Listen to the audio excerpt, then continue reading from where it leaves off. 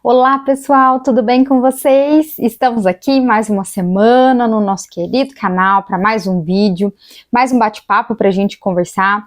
E hoje acredito que o tema, que eu venho trazer possa interessar muito vocês, não só da área da terapia ocupacional, mas de todo mundo que busca aí uma formação superior, A gente vai conversar um pouquinho, eu vou trazer algumas informações principais para vocês, do novo decreto, que o MEC liberou aí no dia 19 e foi publicado no Diário Oficial da União dia 20, sobre as novas diretrizes para educação à distância, tá? Então vou conversar um pouquinho, trazer algumas informações para vocês.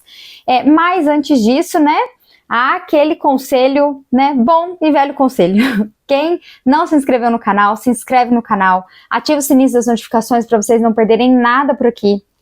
Curta, comenta, compartilha esse e qualquer outro vídeo com quem você achar que possa se interessar. E claro, o nosso querido Instagram, papo.d.to. Também vai lá, me segue lá. Tá bom, pessoal? Bom, então vamos lá, gente.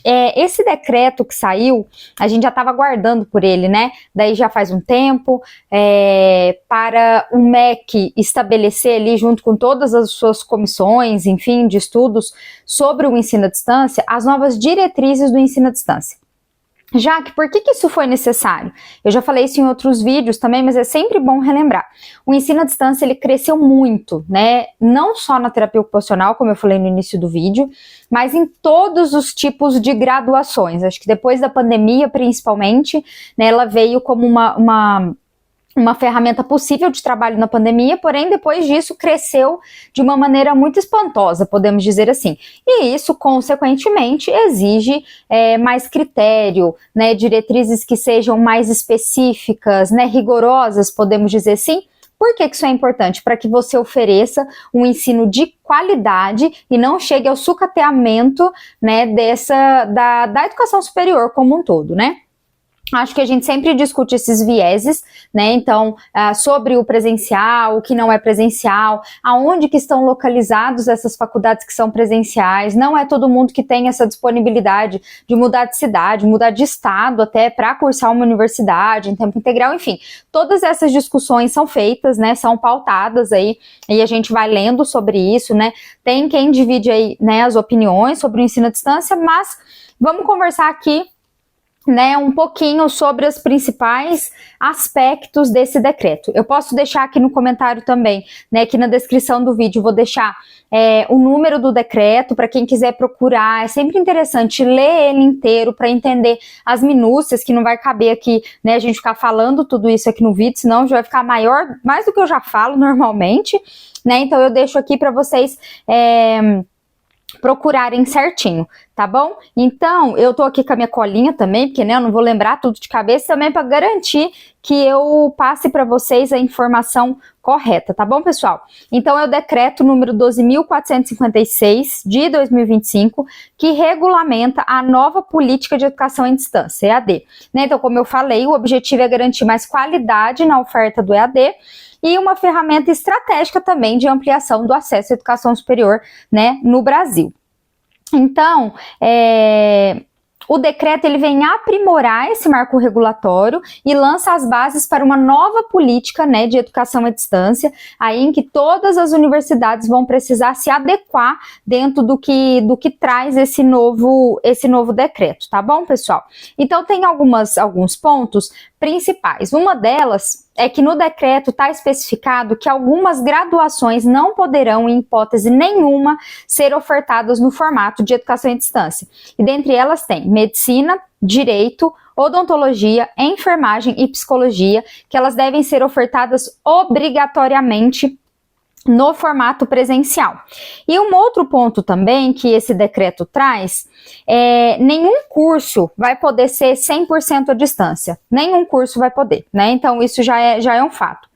E as atividades devem ser adotadas conforme as modalidades que foram estabelecidas, Então são três modalidades, Então a gente tem as modalidades chamadas de presenciais, que aí os cursos de graduação presencial têm que ofertar no mínimo 70% da sua carga horária por meio de atividades presenciais. Os cursos chamados de semipresenciais, eles deverão ofertar no mínimo 30% da carga horária total do curso, de acordo com as diretrizes nacionais curriculares, por meio de atividades presenciais, e 20% da carga horária total em atividades presenciais ou síncronas mediadas. O que é atividade síncrona? É uma atividade que é no formato online, porém é ao vivo, né? Você tem naquele momento, num horário marcado, num dia da semana marcada, uma atividade junto com o professor, uma pessoa que vai estar ali conduzindo essa atividade. É diferente de uma atividade assíncrona, né? Então, o que é isso? É uma aula gravada que você assiste em qualquer hora do dia, não tem ninguém ali ao vivo, né? Para você tirar suas dúvidas, enfim. E os cursos da graduação à distância, EAD, deverão oferecer, de acordo com as diretrizes nacionais curriculares, no mínimo 10% da carga horária total do curso por meio de atividades presenciais e 10% da carga horária total em atividades presenciais ou síncronas mediadas, tá? Então, você tem essas três modalidades. E esses cursos, né, semipresenciais e à distância, poderão ser ofertados na sede das instituições de educação superior e nos polos EAD, tá bom? Então, esses são alguns pontos aí. Outro ponto importante, aqueles cursos que eu falei para vocês que não vão poder de maneira nenhuma ser educação à distância, né, medicina, direito, odonto, enfim, tem um outro adendo também. Os demais cursos da área da saúde e licenciaturas, que são a formação dos professores, poderão ter formato presencial ou semipresencial. Então, não pode entrar nessa modalidade EAD de 10% da carga horária sem atividade presencial. Então, ou é presencial 70% ou é semipresencial, tá bom?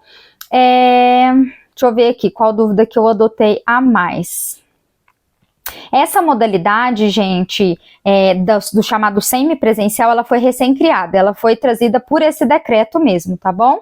Então, esses cursos semipresenciais, que aí a terapia ocupacional, né, de acordo com esse decreto, pode entrar no semipresencial, ela terá obrigatoriamente, além do conteúdo online, atividades presenciais físicas, como estágio, projetos, programas de extensão, práticas em laboratórios, tá bom? Uma outra coisa que o decreto traz também, que eu acho que é uma coisa muito positiva, são mudanças também nas questões dos polos de ensino, né? Então, tem uma série de critérios ali que as instituições que fazem essa oferta vão ter que seguir, desde, por exemplo, a presença de uma secretaria, de uma sala para isso, um laboratório para aquilo, eles vão ter que se ajustar, porque a partir desse decreto ele também traz essa perspectiva de você melhorar tanto a questão dos recursos humanos, o corpo docente que está ali, quanto as questões da estrutura dos polos, né, das instituições aí, tá bom? Então, são critérios técnicos para o funcionamento que as instituições vão precisar seguir, né? Então, suporte acadêmico adequado, espaço de estudo, laboratório, internet, e não será permitido o uso compartilhado de polos entre as instituições, tá bom? As mudanças já começam já? Não, elas vão ser graduais. Então, de acordo com o Ministério da Educação, as instituições têm um período de 2 anos para cumprir todas esses pré-requisitos que estão no decreto, tá bom? Aqui, uma outra dúvida também. Eu estou matriculado num curso EAD que foi vetado pelo MEC, ou seja, não preenche essas características, esses requisitos. E agora? Né? Os estudantes já matriculados em cursos que deixarão de ser oferecidos na modalidade à distância poderão concluí-los no mesmo formato que foi acordado no início do curso. A modalidade EAD é assegurada até a formatura da turma. Então, né, quem começou aí, né, antes desse decreto vai garantir que chegue até o final da mesma forma que começou, mas a partir de novas turmas, isso será modificado e a universidade, as instituições vão precisar se ajustar. Uma outra coisa que apareceu no decreto também é os chamados tutores, né, que é um termo novo ali que apareceu no decreto. E qual que vai ser a função desses tutores? Eles vão ser encarregados apenas de tarefas administrativas. É diferente dos mediadores pedagógicos, por exemplo, que vão estar ali num contexto mais de acompanhamento acadêmico, de aprendizagem. Os tutores são tarefas administrativas e não terão funções pedagógicas, ou seja, então eles não vão vão poder ser responsáveis pelas atividades síncronas. Então, eu não posso pegar um tutor que é responsável por uma atividade administrativa e colocar lá no dia que vai ter uma aula quarta-feira, às 7 horas da noite, que é uma aula síncrona. O tutor não vai poder estar lá, porque ele não tem responsabilidade pedagógica, ele tem responsabilidade administrativa, tá bom? Deixa eu ver se eu fiquei aqui, gente, em mais alguma coisa. As mudanças graduais eu falei.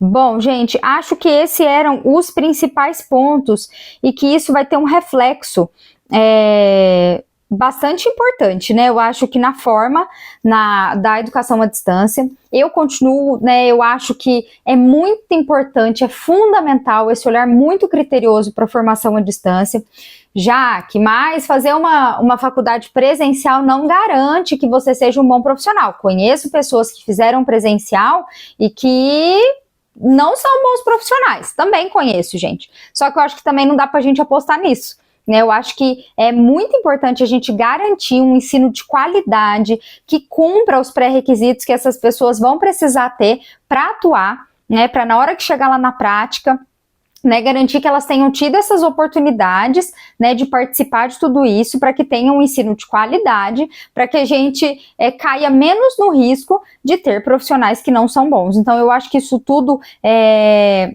muito, muito importante. Essas variações dos tipos de atividades também. Eu dei aula na época da pandemia e eu, enquanto professora, fiz bastante atividade síncrona com a turma, né? A gente não podia estar no presencial ali, então a gente tinha os momentos do bate-papo, tirar dúvidas, as aulas online com todo mundo ali no mesmo horário. Não é a mesma coisa que o presencial, mas eu acho que é menos pior, digamos assim, do que você só ter aulas assíncronas, que você não tem essa possibilidade, né, de tirar dúvidas. Essa questão com o corpo docente também, né, isso é uma coisa que mexe muito comigo. Por exemplo, você ir fazer um curso de graduação de terapia ocupacional e você não tem um professor terapeuta ocupacional. E eu já ouvi isso, viu, gente? Gente que faz educação à distância. Isso para mim é inconcebível. Como é que você vai aprender sobre uma coisa sendo que a pessoa não é formada nisso, né? Então, eu acho que são todos esses aspectos que a gente precisa ter muito em mente. E vamos ver como que as coisas vão se ajustando aí, como que vai reverberar. Se porventura eu estou acompanhando aqui dentro do conselho de Fisio-TO, né? Se sair alguma coisa específica da terapia ocupacional, né, algum posicionamento assim, eu trago aqui para vocês também, pra gente sempre se manter informado, tá bom, pessoal? Espero que esse vídeo possa ter esclarecido para vocês. Se ficou alguma dúvida, alguma coisa que eu possa ajudar, deixa aqui nos comentários que eu vou respondendo, tá bom? Um beijo e até semana que vem.